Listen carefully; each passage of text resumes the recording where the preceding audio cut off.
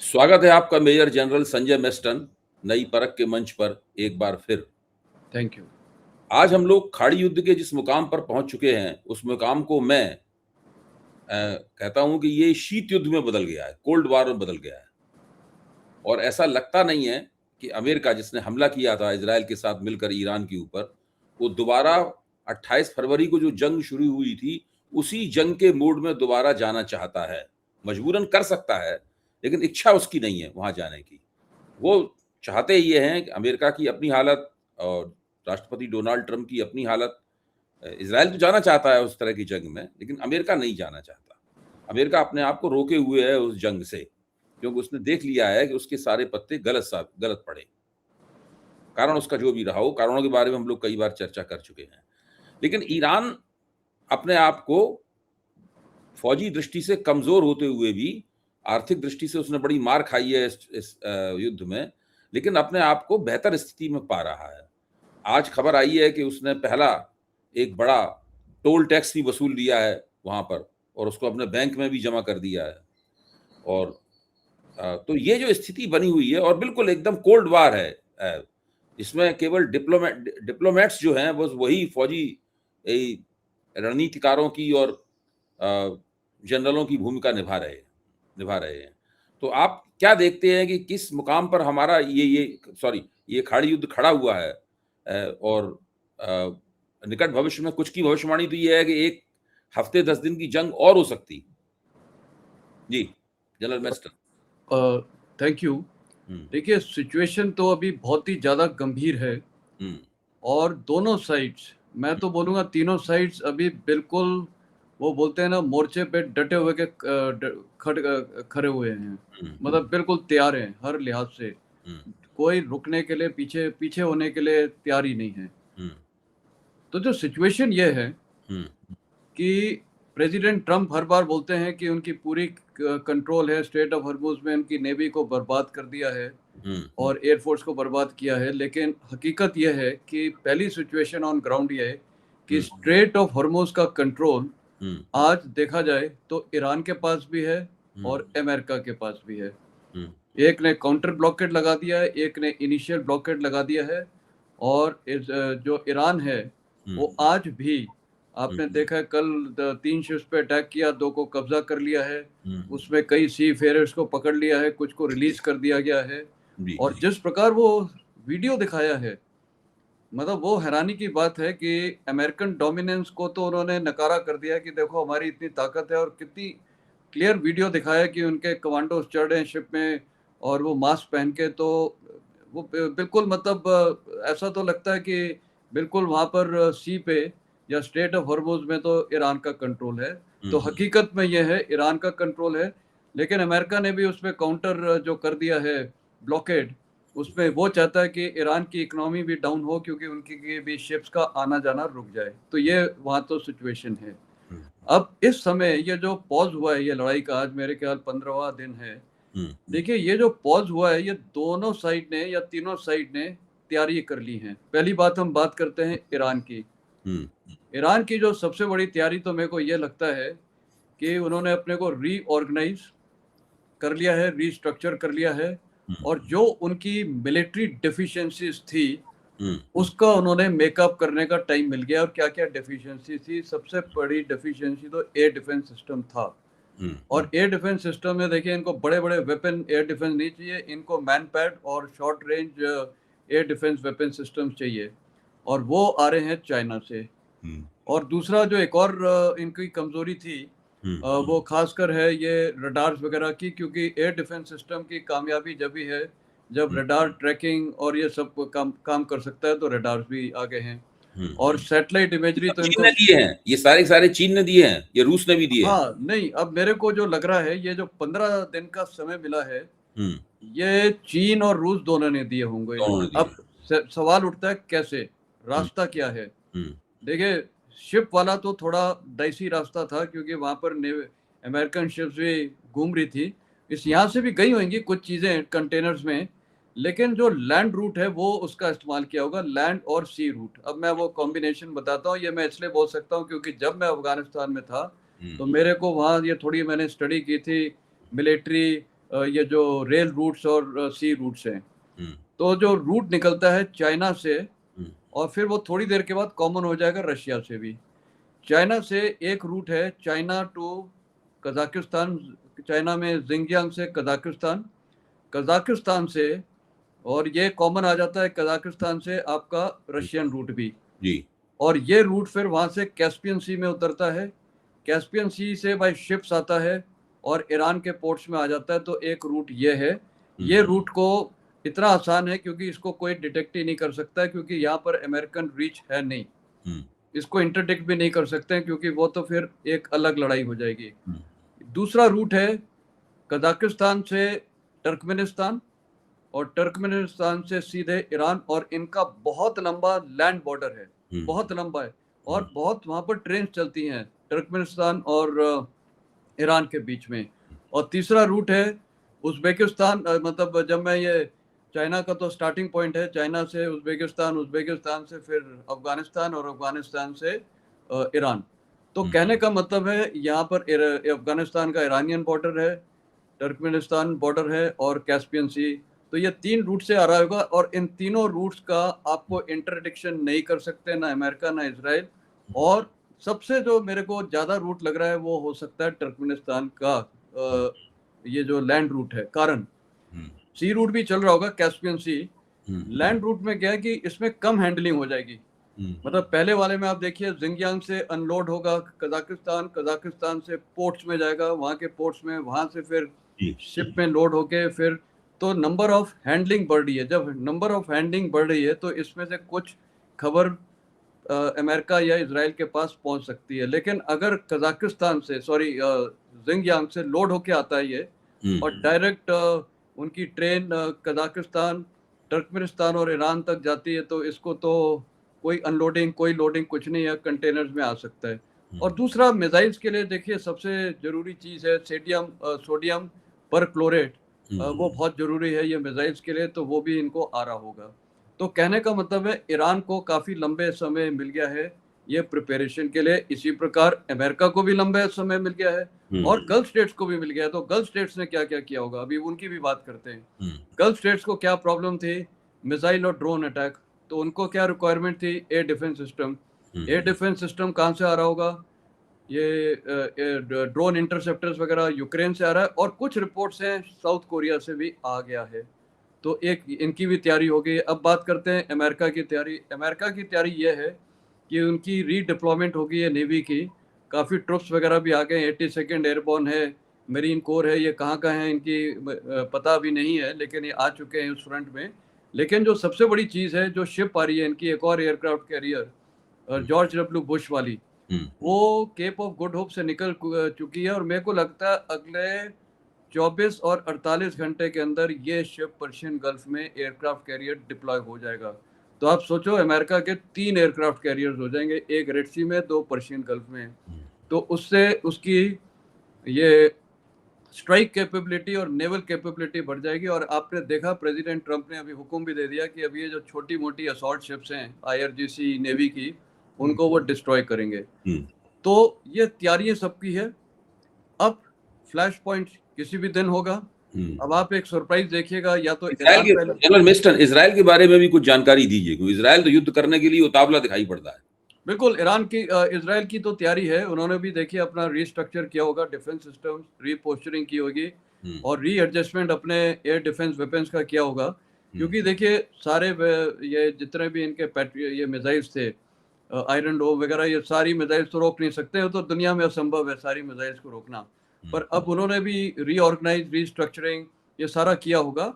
लेकिन साथ में ये जो हिजबुल्लाह के साथ अभी सीजफायर हुई है 3 महीने के लिए, 3 हफ्ते के लिए, आज ही अनाउंस हुई है। इसका एक मेरे को बड़ा ये लग रहा है कि ये शायद यहाँ पर अगर ये कंट्रोल हो जाए तो ईरान का फिर इजराइल का टोटल फोकस फिर आ जाएगा ईरान के ऊपर। अगर वो सीजफायर नहीं चलती है और ब्रेक हो जाती है तो फिर ये होगा कि इजराइल का फोकस एक तरफ हिजबुल्लाह को भी रोकना है और दूसरी तरफ इसको भी रोकना है। अब बात करते हैं हुतीस की। आपको याद होगा पिछले टाइम हुतीस ने भी फायर कर दिया था इजराइल पे, लेकिन अब ये जो जेरल्ड फोर्ड वापस आ गई है यूएसए से, जेरल्ड फोर्ड रेड सी पे आ गई है, और ये जो एक aircraft carrier George W Bush भी अभी आ गया पर्शियन गल्फ में, तो ये मेरे ख्याल हुतीस के ऊपर भी अब टारगेटिंग कर सकता है। तो ये तीनों तरफ ने या चारों तरफ से एक स्ट्रेटेजिक पोस्चरिंग सब ने कर ली है, गल्फ स्टेट्स भी शामिल हैं। और गल्फ स्टेट्स का एक और मैं बोलना चाहूँगा, कुछ कंट्रीज के पास इतना पैसा है गल्फ में और वो शायद ईरान को पैसा दे सकते हैं। कुछ रूमर्स हैं, कतार वगैरह ने शायद किया है, और वो पैसे वैसे दे के तो उनके ऊपर शायद टारगेटिंग ना हो, तो ये भी एक है। पर तैयारी सबकी पूरी ये 15 दिन में काफी हो गई है। 24 से 48 घंटे में मेरे को लगता है लड़ाई शुरू होने का अंदेशा है, और ईरान भी अभी बोल्ड हो रखा है, जो कल उसने एक्शन किया। अच्छा, अब इसमें एक और नया डायमेंशन आ सकता है। कल जो उन्होंने शिप्स अटैक की हैं, एक ग्रीस की शिप थी, तो और कल ही यूके में एक मीटिंग हुई है, वो जो यूरोपियन कई देश थे, आपको पता है 30 हेड्स थे। पॉसिबिलिटी है कि ईरान ने अगर ये कुछ और एक्शन किए तो फिर तो नेटो भी इन्वॉल्व हो सकता है। तो ये बड़ी अभी ऐसी स्थिति है कि कोल्ड वॉर तो के साथ साथ तो अब तो ये सुपर हॉट वॉर होने वाला है। जी, नहीं, तो आपने तो बहुत अच्छा डिस्क्रिप्शन किया। इससे लगता ही है कि कल जब मैं एक विशेषज्ञ से बात कर रहा था तो उनका कहना ये था कि एक 8 से 10 दिन का एक युद्ध बीच में और होगा, उसके बाद में, उस युद्ध के बाद में फिर नई परिस्थिति बनेगी, तब लोग वार्ता की मेज पर लौटेंगे। ऐसा क्यों? अभी लग नहीं रहा है कि जब तक युद्ध नहीं होगा तब तक लोगों को वार्ता की उतनी जरूरत नहीं महसूस होगी जितनी जरूरत युद्ध के तुरंत बाद महसूस होती है, या युद्ध को रोकने के लिए महसूस होती है। लेकिन अगर इस तरह का, जब अमेरिका की जो मौजूदा स्थिति है उसमें ऐसा समझा जाता है कि डोनाल्ड ट्रंप मई शुरू होने के पहले या मई शुरू होते ही किसी तरह की एक डील, किसी तरह का समझौता चाहते हैं। उसका कारण यह है कि उन्हें वहां पर वॉर के लिए वहां पर संसद से इजाजत लेनी पड़ेगी, और खुद उनकी पार्टी में ही उनके खिलाफ राय बन रही है तेजी के साथ में। डेमोक्रेट्स तो क्यों उनका साथ देंगे, लेकिन रिपब्लिकन पार्टी में भी अब कोई डोनाल्ड ट्रंप के साथ उस तरीके से लोग नहीं हैं। तो डोनाल्ड ट्रंप को लग रहा है कि भाई कुछ ना कुछ डील होनी चाहिए।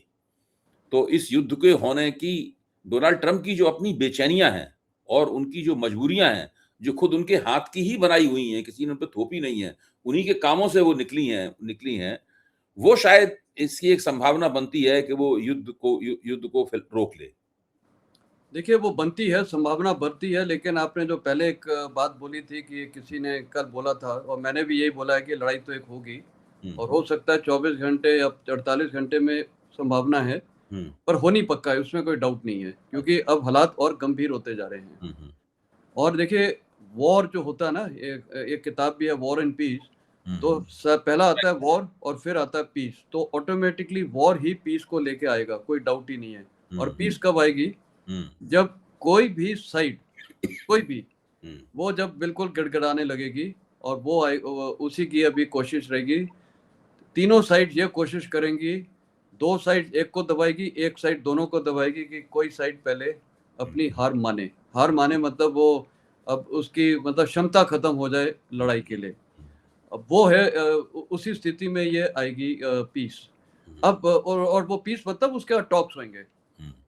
अब प्रेसिडेंट ट्रंप के सामने क्या-क्या ऑप्शंस हैं? देखिए, आज ही उन्होंने एक स्टेटमेंट दिया है कि हमें अभी ये भी नहीं पता है कि ईरान की लीडरशिप कौन है। चलिए, वो तो डाइवर्जन है, लेकिन एक ये बोला है कि अभी हमने सीज़ फायर एक्सटेंड कर दी है और हमें टाइम की चिंता नहीं है।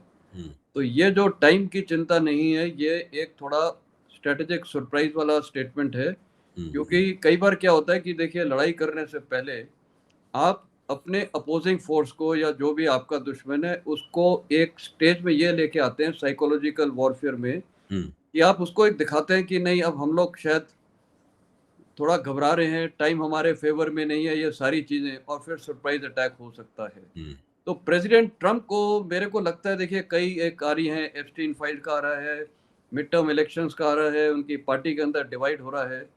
मेरे को लगता है उनको एक सॉलिड रिजल्ट देना पड़ेगा। और सॉलिड रिजल्ट क्या हो सकता है? सॉलिड रिजल्ट एक ही हो सकता है आज पूरे विश्व को और अमेरिका को सबसे बड़ी न्यूज़ अगर वो मिल जाए कि स्ट्रेट ऑफ हॉर्मुज खुल गया है, और अभी आपने अपने इंट्रोडक्टरी रिमार्क में भी बोला था, बिल्कुल सही बोला आपने, कि ईरान ने आज से कि एक शिप पे भी, कमर्शियल शिप पे उन्होंने फीस भी चार्ज करनी शुरू टोल कर लगा दी। दिया। अगर वो करते रहे तो ये लड़ाई एनलार्ज हो जाएगा, क्योंकि एज पर इंटरनेशनल प्रोटोकॉल्स, क्योंकि देखिए ईरान के भी मैंने कई पैनलिस्ट को सुना है मेरे साथ कई चैनल्स में, वो बार-बार ये बोलते हैं कि कानून ये बोलता है कि 12 नॉटिकल माइल्स का टेरिटोरियल क्लेम है उनका, बिल्कुल सही बोलते हैं, लेकिन ये किसी ने बनाया नहीं है, ये United Nations Convention of Law of Seas के यूएन क्लॉज है, उसमें यह भी लिखा है कि जितने भी स्टेट्स हैं वो इंटरनेशनल शिपिंग लेन्स हैं, उन पे कोई टोल टैक्स नहीं लिया जा सकता है। तो एक को आप बोलते हैं कि वो आपके पक्ष में, और दूसरे को भी फिर आपको अगर वो, तो ये तो फिर पूरी वर्ल्ड नहीं टॉलरेट करेगी, और शामिल भारत भी टॉलरेट नहीं करेगा। कल भारत की शिप्स को भी अगर इन्होंने शुरू कर दिया, हमारे पास कोई मुफ्त के पैसे तो है नहीं कि हम इनको टोल देना शुरू कर देंगे, और काय के लिए, क्योंकि वो बस वहाँ उनके अंदर है। फिर तो ओमान भी बोलेगा, फिर तो कल मलक्का स्टेट में तो 3 देश हैं वहाँ पर, थाईलैंड, ये मलेशिया, इंडोनेशिया और सिंगापुर, वो सारे बोलेंगे। फिर ये कल बाबल ये जो गल्फ ऑफ एडन वाले स्टेट में वहाँ शुरू हो जाएगा, गल्फ ऑफ हर स्टेट में हो जाएगा। तो ये तो थोड़ा नॉनसेंस कर रहे हैं ईरान। मेरे को लगता है प्रेसिडेंट ट्रंप अब ये दिखाना चाहेगा, इसलिए देखिए इन्होंने इशारा भी कर दिया, इनकी छोटी मोटी शिप सबको बर्बाद करो। हो सकता है उनका टोटल फोकस होगा ईरानियन नेवी को, और जो उनका कोस्टल एरिया है, कोस्टल एरिया में जितनी वहाँ इनकी बैटरीज डिप्लॉयड हैं, कोस्टल बैटरीज, उनको बर्बाद करके और ये शिपिंग लेन खोलना। तो इस लड़ाई में प्रायोरिटी ये होगी अमेरिका के लिए, और हो सकता है नाटो भी शामिल हो जाए, क्योंकि जिस प्रकार अभी ये ईरान ने अगर ये शुरू कर दिया ये टोल वोल भी लेना, तो उस लिहाज में जिस दिन ये हॉर्मुज खुल गया, स्टेट ऑफ हॉर्मुज, तो प्रेसिडेंट ट्रंप उसको विक्ट्री डिक्लेयर कर देंगे। तो स्ट्रेटेजी अब मेरे को लग रहा है उनकी फोकस ये नहीं होगी कि ईरान के मेनलैंड में बॉम्बिंग करें, अब सारा शायद एफर्ट होगा स्टेट ऑफ हॉर्मुज में, छोटे मोटे जितने इनके शिप्स घूम रहे हैं, तो मेरे को लगता है उस पे अटैक रहेगा। तो प्रेसिडेंट ट्रंप देखिए वो एक ऐसे बंदे हैं, उनको ना मिड टर्म पोल की जरूर वो है, वो हम लोग जरूर सोच रहे हैं, उनकी एक पर्सनैलिटी ऐसी है कि वो 2 महीने पहले भी ना, अभी तो नवंबर में इलेक्शन है, सितंबर में भी जाके वो लोगों को सोए कर देंगे। और देखिए आज की जनता भी ना बड़ी जल्दी सोए हो जाती है, सोए मतलब इधर से उधर 2 मिनट में हो जाती है, कोई नया एक डायमेंशन आ जाएगा तब तक। पर ये डायमेंशन अगर आ गया कि स्टेट ऑफ हॉर्मुज खोल दिया, तो आप देखिएगा बहुत ही एक एडवांटेजेस पोजीशन हो जाएगी अमेरिका की। पर सवाल उठता है क्या वो कर पाएगा, या ईरान उसको और सख्ती से होल्ड कर। यहाँ लड़ाई है, ये लड़ाई अब स्टेट ऑफ हॉर्मुज की है। तो आपने कहा कि जो छोटी-छोटी नावें हैं, जिनके जरिए फुर्ती के साथ वो अटैक कर लेते हैं ईरानी बड़े जहाज़ों के ऊपर, और बड़े जहाज़ों का जो रडार सिस्टम है, वो भी उन नावों को उतनी खूबी के साथ नहीं पकड़ पाता, जितनी खूबी के साथ बड़े शिप्स को बड़े पोत को पकड़ लेता है। तो क्या अमेरिका ने स्ट्रेटेजिकली, रणनीतिक रूप से और लॉजिस्टिकली और फौजी पहलुओं से स्टेट ऑफ हॉर्मुज, जलजमरू मध्य का जो समुद्र है, उस समुद्र में घुसने और हस्तक्षेप करने का जोखिम उठाने का फैसला ले लिया है? क्योंकि वहां पे आने के लिए तो उसको वो जो माइंस लगी हुई हैं समुद्र में जबरदस्त, उधर आना पड़ेगा, और उसमें माइंस भी लगी हुई हैं, साथ में इनकी छोटी नावों का के हमले का भी खतरा है, ऊपर से मिसाइल के गिरने का भी खतरा है। तो 3 तरह के खतरे हैं जिनकी वजह से अभी तक अमेरिकी नेवी दुनिया की सबसे ताकतवर नेवी है, उसने घुसने के बारे में वहां सोचा नहीं था, मतलब घुसने का तय नहीं किया था। अब आपको क्या लगता है कि उन्होंने अब तय कर लिया है, या उन्होंने इस तरह की कोई टेक्नोलॉजी, क्षमता, कोई रणनीति, कोई चाल सोच ली है? देखिए अगर मैं वहां पर ऑन ग्राउंड होता और अमेरिकन ट्रूप्स की तरफ से मैं अगर वहां कमांडर होता, तो मैं ये लड़ाई इस प्रकार करता। नंबर 1, आज सबसे पहले उनकी ताकत क्या है, वहां जो अपोजिंग फोर्सेस ईरान की है, उसकी ताकत, अब मैं स्टेट ऑफ हॉर्मुज की बात कर रहा हूँ। देखिए एक फ्लैंक स्टेट ऑफ हॉर्मुज का बिल्कुल ही सिक्योर है, कहने का मतलब जो गल्फ वाला फ्लैंक है वो बिल्कुल सिक्योर है। नदर्न फ्लैंक जो हो गया, जिसपे ईरान का कोस्ट है और उसमें दूसरी तरफ इराक है, उसपे सिर्फ ईरान कोस्ट है जो डोमिनेटिंग है, वहां पर जो जाग्रोस माउंटेन्स हैं, उस पे उनके डिफेंसेस हैं टनल नेटवर्क है और वहां से वो इफेक्टिवली स्ट्रेट ऑफ हॉर्मुज के ऊपर फायर कर सकते हैं, लेकिन उसकी जो रेंज की लिमिटेशंस हो जाएंगी। और दूसरा वहाँ एडवांटेज है, जो डायरेक्ट फायरिंग वेपन्स की तो रेंज की लिमिटेशन हो जाएगी, लेकिन जो मिसाइल्स है और ड्रोन्स है उसकी लिमिटेशन नहीं रहेगी, वो तो वहाँ ऑपरेट कर सकते हैं मिसाइल्स और ड्रोन्स। अब सवाल उठता है कि इस ऑपरेशन को कैसे, तो इनके ये मूविंग एसेट्स हैं और स्टेशनरी एसेट्स हैं। ये जो भी एसेट्स हैं, ये जो मैं बोलना चाहूँगा, इनकी असॉल्ट बोट्स हैं, छोटी छोटी, हमने अभी दृश्य भी देखे हैं, इनको कहीं ना कहीं तो डॉक करना पड़ेगा, ये ऑपरेट करना पड़ेगा। तो नंबर एक, ये हर वहाँ पर ये इनके पास इतने, नेवी के पास इतने रडार्स हैं, और इनके जो अभी देखिए 3 एयरक्राफ्ट कैरियर्स आ गए, उसमें इलेक्ट्रॉनिक इंटेलिजेंस वाले भी हैं, तो वो सर्वेलेंस जो एवॉक्स जिनको हम बोलते हैं वो सारे फ्लाई करेंगे।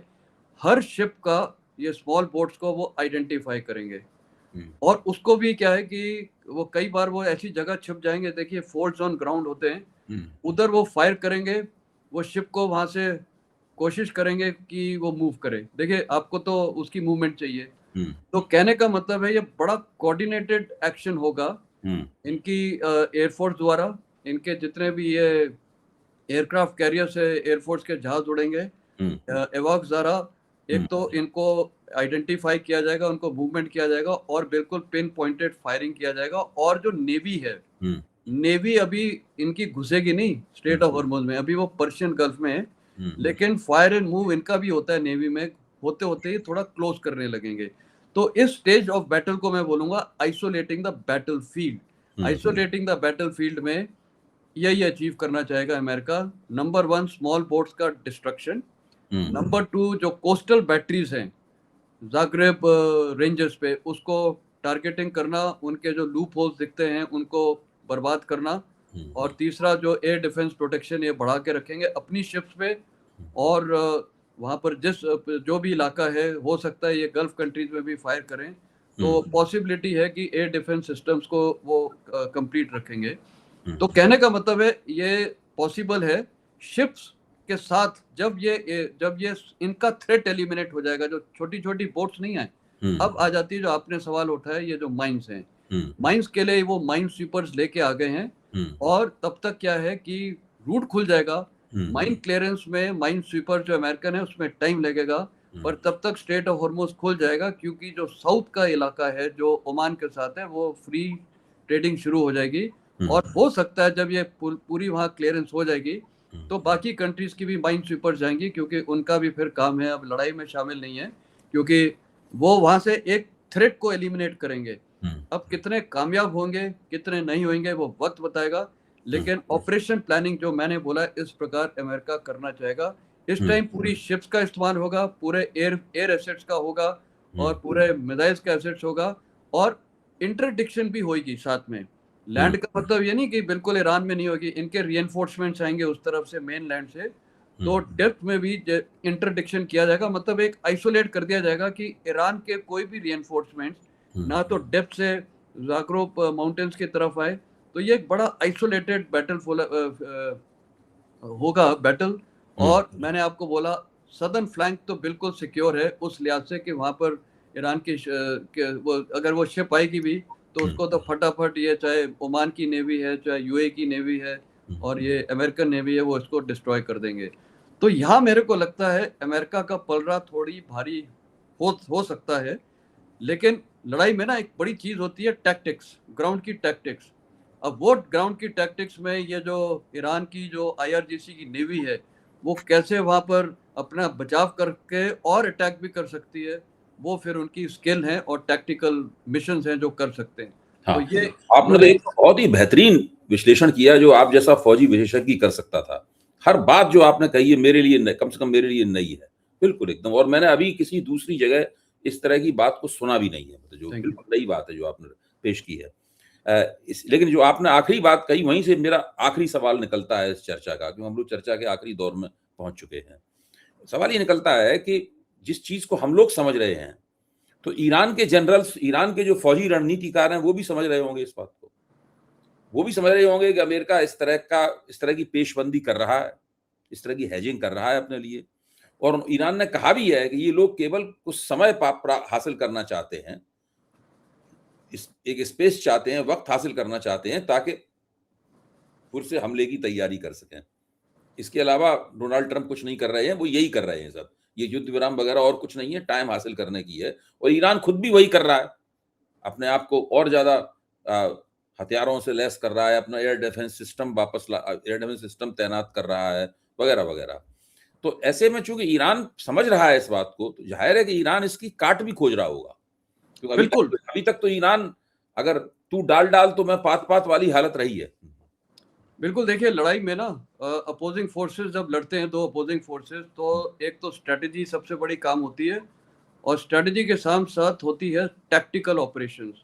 देखिए स्ट्रैटेजी तो जनरल्स वगैरह खूब अच्छी बना लेते हैं, लेकिन जो ऑन ग्राउंड टैक्टिकल ऑपरेशंस होते हैं, फाइनल लड़ाई का आउटकम उससे होता है। तो जो अभी मैंने बताया वो स्ट्रैटेजी ये रहेगी, और ईरान की स्ट्रैटेजी भी यही रहेगी कि अपनी बोट्स का बचाव करना और उनको सुरक्षित रखना, और अमेरिकन शिप्स पे फायर करना, उनकी भी ये स्ट्रैटेजी रहेगी। अमेरिकन शिप्स के पास क्या है कि अभी उनके पास इतने एयर डिफेंस सिस्टम्स होंगे, एस्केप एविजन की टैक्टिक्स होएगी, कि अभी तक किसी भी अमेरिकन शिप में कोई डायरेक्ट मिसाइल हिट नहीं हुआ है। डाइगो गार्सिया तक इन्होंने किया था कि वहाँ पर भी इन्होंने, पर कोई डायरेक्ट अभी तक हिट नहीं हुई है, जबकि ईरान ने बड़े क्लेम्स दिए थे। अगर तो कोई ईरान की अभी ये रह गए, इनको भी अभी पूरा इन्होंने भी देखिए काफ़ी दिन तक ईरानियन नेवी की स्टडी कर ली है, सॉरी अमेरिकन नेवी की, कि किस प्रकार पर्शियन गल्फ में ऑपरेट कर रहे हैं, इनकी क्या-क्या कमज़ोरी है। तो आपने बड़ा अच्छा बोला है कि देखिए इनकी ईरान की भी एक स्ट्रैटेजी रहेगी, कि मैंने जो आपको बताया है कि उनकी बेसिक स्ट्रैटेजी ये रहेगा कि किस प्रकार एक बहुत बड़े जहाज़ को, चाहे वो डिस्ट्रॉयर हो, चाहे फ्रिगेट हो, चाहे एयरक्राफ्ट, उसको अगर उन्होंने बर्बाद कर दिया, तो ये तो फिर ईरान के फ़ेवर में बैटल चला जाएगा। लेकिन अब आ जाते हैं ईरान को कोई एक बड़ा जहाज बर्बाद करना है। हाँ, और साथ में हाँ। मैं बोल रहा था स्ट्रैटेजी तो दोनों तरफ करेंगे, लेकिन अब टैक्टिकल बैटल। देखिए स्ट्रेट ऑफ हॉर्मुज़ को मैं इसको बोलूँगा ये किलिंग ग्राउंड है। किलिंग ग्राउंड मतलब लड़ाई में ना एक ऐसा जगह होती है जहाँ बैठ के ना उसको किल कर सकते हैं, वहाँ पर सारे को लेके आ गए। तो आज की तारीख में ये straight of Hormuz killing ground भी बनेगा ईरानियन के लिए और अमेरिकन के लिए। अब टैक्टिकल मैन्यूवरेबिलिटी, टैक्टिकल इनके छोटे-मोटे वो जो हरकतें हैं, वो फाइनल आउटकम करेगी। लेकिन मैं आपसे एक और अर्ज़ करूँगा कि ये लड़ाई होएगी, लंबी चलेगी, और जल्दी भी हो सकती है, क्योंकि अगर इनकी नेवी बहुत जल्दी ध्वस्त हो गई और ये छोटे-मोटे बोट तो खत्म है। अब प्रेसिडेंट ट्रंप का फोकस रहेगा स्ट्रेट ऑफ हॉर्मुज़ को खोलना, और वो अगर हो गया तो वो तो डिक्लेयर कर देंगे विक्ट्री, कोई डाउट नहीं है। और ईरान के लिए सबसे बड़ी विक्ट्री है कि सेकंड फेज़ ऑफ लड़ाई में भी स्ट्रेट ऑफ हॉर्मुज़ को अगर वो कंट्रोल करके, तो लड़ाई अब यहाँ पर है। लेकिन अब सवाल एक ये भी उठना चाहिए कि पाकिस्तान तो बहुत कुछ करता जा रहा है, सक्सेस है या नहीं वो अलग बात है, लेकिन इस सारी हालात के बाद भी एक पीस टॉक्स तो होंगे। तो भारत का क्या रोल हो सकता है उसपे, अगर आप चर्चा चाहें तो वो भी हम कर सकते हैं। नहीं, बिल्कुल, इस चर्चा ज़रूर करेंगे हम इसके ऊपर, लेकिन आज की चर्चा हम लोग यहीं रोकते हैं, क्योंकि समय ओके। बहुत हो गया है, और वीडियो फिर बहुत ज़्यादा लंबा हो जाएगा। क्योंकि पहले से ही हम लोग 28 मिनट से ज़्यादा चर्चा कर चुके हैं, क्योंकि आपने चर्चा ही इतनी अच्छी की है कि मेरा मन ही नहीं कर रहा है इस चर्चा को रोकने का। आपने जो जानकारियाँ दी हैं, वो बहुत अच्छी हैं, लेकिन आपने ये जो पक्ष उठाया है कि भारत के लिए क्या ऑप्शंस हैं, भारत के लिए क्या विकल्प हैं, इस पे हम लोग मेरे ख्याल से दूसरा वीडियो बनाएँगे आपके साथ में। ठीक है। और ज़्यादातर फ़ोकस हम लोग इसी बात के ऊपर रखेंगे, क्योंकि मुझे पता है, मैंने आपके दूसरे वीडियो इस संबंध में सुने हैं, और मैं समझ सकता हूँ कि आपके पास कहने के लिए काफ़ी कुछ है। ऐसी बातें कहने के लिए हैं जो दूसरी जगह नहीं कही गई हैं। बहुत-बहुत ठीक। धन्यवाद मेजर थैंक जनरल यू मिश्र, भाई, थैंक यू। इतनी उम्दा जानकारी देने के लिए, इतना बेहतरीन और तलस्पर्शी विश्लेषण करने के लिए। मुझे यकीन है कि नई परख के दर्शक इसको बहुत पसंद करेंगे, क्योंकि सबके लिए ये सब बातें बिल्कुल नई होंगी। बहुत-बहुत धन्यवाद। हम थैंक लोग यू वेरी मच। जल्दी ही फिर मिलेंगे। जी। Thank you.